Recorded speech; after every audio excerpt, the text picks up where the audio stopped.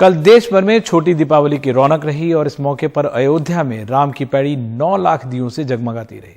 अयोध्या में कैसा है दीपों से जगमगाता नजारा, आपको दिखा रहे हैं वहां मौजूद हमारे सहयोगी कमाल खान।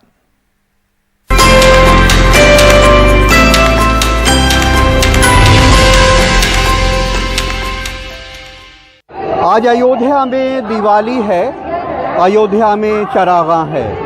अयोध्या में सरयू नदी के किनारे ये राम की पैड़ी है, जहां 9 लाख दिए एक साथ जलाए जा रहे हैं। सरयू की पैड़ी के 12 घाट हैं। 12,000 वॉलंटियर्स ने इन 12 घाटों के ऊपर ये दिए जलाए हैं। एक खूबसूरत एहसास है, मानो बहता हुआ कोई सोना पिघलता हुआ इन घाटों के ऊपर बहता हुआ चला जा रहा है। कहीं कहीं बीच में वॉलंटियर्स हैं जिसमें थोड़े काले धब्बे नज़र आते हैं। अगर वॉलंटियर्स हट जाएं तो ये लगेगा कि राम की पैड़ी पे दूर दूर तक कोई एक सोना पिघलता हुआ बहता हुआ चला जा रहा है। ये तकरीबन 500 मीटर का एक स्ट्रेच है। इसके किनारे किनारे मंदिरों की एक श्रृंखला है। ये सैकड़ों साल पुराने मंदिर हैं। इसके पीछे एक मोहल्ला है जिसे स्वर्ग द्वार कहते हैं। वहाँ बहुत पुरानी इमारतें हैं, सैकड़ों साल पुरानी। आप वहाँ जाएंगे तो लगेगा किसी दूसरे सभ्यता में आ गए हैं।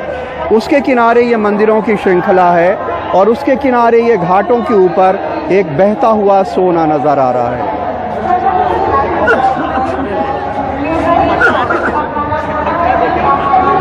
बेइंतहा खूबसूरत नज़ारा है जिसको देखने के लिए अयोध्या के लोग और शायद बाहर के लोग भी पूरे साल इंतज़ार करते हैं।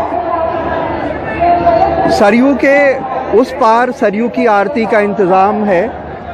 ये जो मंदिर हैं इनके ऊपर रोशनियां होती हैं, लेज़र लाइट डाली जाती है, उसका भी आज के दिन एक शो होता है।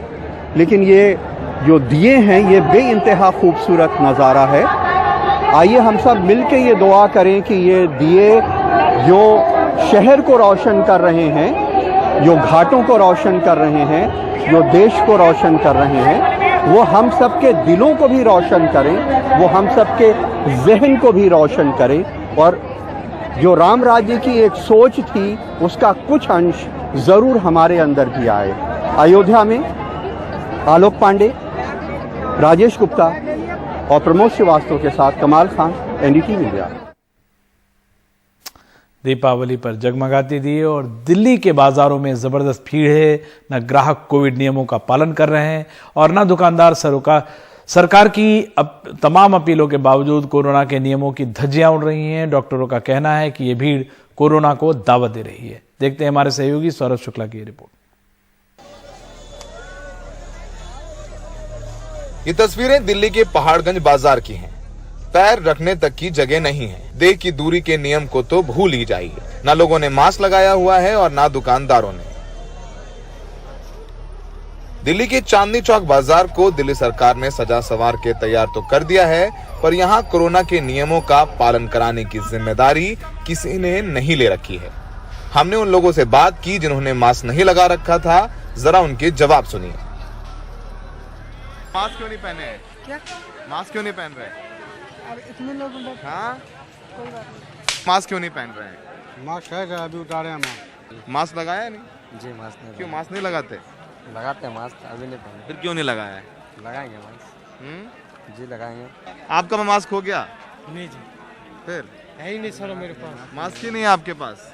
मास्क क्यों नहीं पहन रहे हैं आप? अरे मेरे दम घुटता है। दम घुटता है मास्क तो मास्क पहनिए। अगर दम घुटता है तो बाजार में मत आइए, परिवार वालों को भेजिए। ये भीड़ देखकर डॉक्टरों की चिंता बढ़ गई है। डॉक्टरों का कहना है कि त्योहार पर हो रही भीड़ के चलते हो सकता है कि नवंबर के आखिर तक कोरोना के मामले बढ़ जाएं। जैसा हमने पिछले वेव में देखा था, मार्केट्स में भीड़, inappropriate corona behaviour, religious festivals and electoral rallies, यही वापस से हो रहा है और हम पिछले उससे कुछ नहीं सीखे हैं। इससे कोरोना का अंदेशा बहुत ज़्यादा बढ़ जाता है और अगर यही रहा तो नवंबर में केसेस ट्रिकल होना शुरू हो जाएंगे और दिसंबर में सिग्निफिकेंट नंबर हो जाएगा। ये भीड़ देखकर लगता ही नहीं कि ये वही दिल्ली है जहां कोरोना की दूसरी लहर में लोग सड़कों पर ऑक्सीजन की कमी से मर रहे थे। फिलहाल दिल्ली के जो सारे बाजार हैं वो जबरदस्त भरे हुए हैं और कोरोना के नियमों की इतनी जबरदस्त अनदेखी है कि वाकई में ऐसा लगता है कि ये वही दिल्ली है कि जिसमें दूसरी वेव में लोगों को सिलेंडर ऑक्सीजन नहीं मिल रहे थे, लोग सड़क पर मर रहे थे। आज उसी दिल्ली में लोग कोरोना के नियमों का पालन नहीं कर रहे हैं, अपनी गलतियों से भी लोग सीख नहीं ले रहे हैं। सहयोगी मोहम्मद मुसरीन के साथ चांदनी चौक से सौरभ शुक्ला, एनडीटीवी इंडिया। पंजाब के पूर्व मुख्यमंत्री अमरिंदर सिंह ने अपने इस्तीफे के खत में उन मंत्रियों के नाम उजागर करने की धमकी दी है जो उनके हिसाब से रेत के अवैध खनन में शामिल हैं। वहीं नवजोत सिंह सिद्धू ने भी एक बार फिर कैप्टन पर निशाना साधा है। मोहम्मद गजाली की यह रिपोर्ट देखते हैं।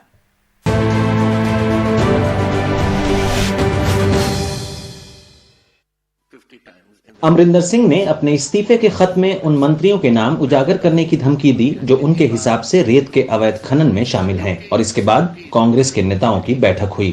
मुख्यमंत्री चन्नी बैठक के दौरान मंत्रियों और अन्य नेताओं को भरोसा दिलाते दिखे। माना जा रहा है कि बैठक का मकसद ये सुनिश्चित करना था कि कोई नेता पार्टी छोड़कर कैप्टन के नए दल में न चला जाए। अपने पास गुंजाइश रही है जी 1.5 महीने की, जे तुसी कुछ और भी कराना चाहोगे तो वो भी अब करांगे। मंत्रियों वालों एकता दे नाल फैसले ले जा रहे हैं, उन्होंने भी बड़ा धन्यवादी है। इस उत्साह नूं ऐसी एक दूसरे दे नाल मिल के इसनूं अगे लेके जाना है।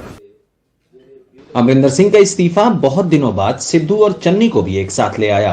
सिद्धू के निशाने पर इस बार पुराने मुख्यमंत्री थे। चोरी रोकण नाल होएगा ते जे ओ कहंदा भी इन्ने बंदे आ करदे सी ते चोरी करदे सी ते ओ सुत्ता पिया सी, जे ਉਹਨੂੰ ਇਹ ਦਿਖਦਾ ਸੀ ਵੀ ਚੋਰੀ ਹੋ ਰਹੀ ਹੈ ਉਚਿਤ ਨੂੰ ਜਾਣ ਕੇ ਉਹਦੇ ਤੇ ਅਮਲ ਨਾ ਕਰਨਾ, ਇਹ ਬੁਜ਼ਦਿਲੀ ਹੈ, ਕਾਇਰਤਾ ਦਾ ਆभास है। कायर सी हो कायर।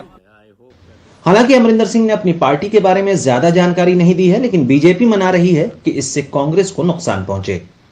पंजाब के साबका मुख्यमंत्री कैप्टन अमरिंदर सिंह जी ने आज कांग्रेस पार्टी तो अपना इस्तीफा दे दिता है और मैं समझदा कि ਇਹਦੇ ਨਾਲ ही कांग्रेस के डाउनफॉल की भी पंजाब च शुरुआत हो गई है।